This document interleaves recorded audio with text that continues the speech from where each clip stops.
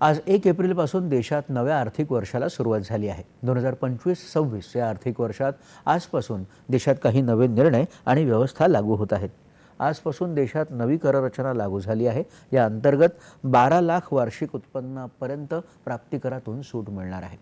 नोकरदार वर्ग 75,000च्या मानक वजावटीसाठी पात्र असतील. त्यामुळे 12,75,000 रुपयांपर्यंतचं उत्पन्न करमुक्त असणार आहे.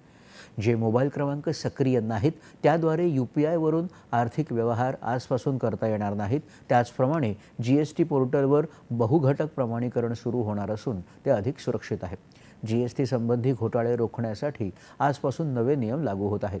वार्षिक 10 कोटींहून अधिकची उलाढाल असलेल्या उद्योजकांना नव्या पावती पोर्टलवर ई-पावती अपलोड करणं आवश्यक झालं आहे. तर 50,000हून अधिकच्या खरेदी विक्रीवर TCS कपात होणार नाही.